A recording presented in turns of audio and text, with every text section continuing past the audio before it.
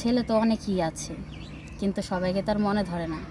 আর তাছাড়া সব ছেলেরা কিন্তু সংসার করার জন্য আসে না। কিছু কিছু ছেলেরা আছে শুধু টাইম পাস করবে, একটা মেয়ের জীবন নষ্ট করবে, তারপরে চলে যাবে। আসসালামু আলাইকুম ভিউয়ার্স, কেমন আছেন? আশা করি সব অনেক ভালো আছেন। যে যেখান থেকে আমার এই ভিডিওটা দেখতেছেন অবশ্যই মনোযোগ সহকারে শুনবেন, আর অবশ্যই ফুল ভিডিওটা দেখবেন। ফুল ভিডিওটা না দেখলে কিন্তু বুঝতে পারবেন না যে ভিডিওর মাধ্যমে আদৌ কী হলো। তো আজকে আমার যেটা বলা, যে আমি আজকে আসছি একটা মনের মতো মানুষ খুঁজতে, যে কারণে আমার এই ভাইয়াদের কাছে আসছি। হয়তো বা আপনারা প্রশ্ন করতে পারেন যে কেন আমি এখানে আসলাম, ছেলের তো অভাব নেই বাংলাদেশে। তো এখানে আসার একটাই কারণ হলো এটাই যে, তো আমি এই জন্য এখানে আসছি যে ভাইয়ারা থাকলে ভাইয়াদের একটা দায়িত্ব আছে, তাদেরকে তাদের মাধ্যমে যদি আমি একটা মনের মতন মানুষ পাই, তাহলে আমার কোনো সমস্যা হলে সেটা তারা দেখতে পারবে, তারা সেদিকে খেয়াল রাখবে।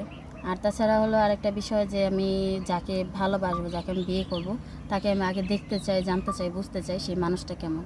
যদি সে আমার মনের মতন হয় তবেই আমি তাকে বিয়ে করব, তা নয় তো নয়, ঠিক আছে? তো এখন আমার মনের মতন মানুষ যদি কেউ হতে চান, যদি কেউ কারোর মনে আমাকে ধরে থাকে, ভালো লেগে থাকে, তাহলে অবশ্যই আপনারা কমেন্টে জানাবেন। এখানে একটা স্ক্রিনে নাম্বার দেওয়া থাকবে, সেই নাম্বার অনুযায়ী আপনারা আমাকে খুঁজে পাবেন। আপনার যে ফিতে বাড়া গেছে গা, হ্যাঁ, ফিতা বাড়া গেছে গা। ও আসলে খেয়াল করিনি, ঠিক আছে। এখন বিয়ের বয়স তো উতাল পাতাল করে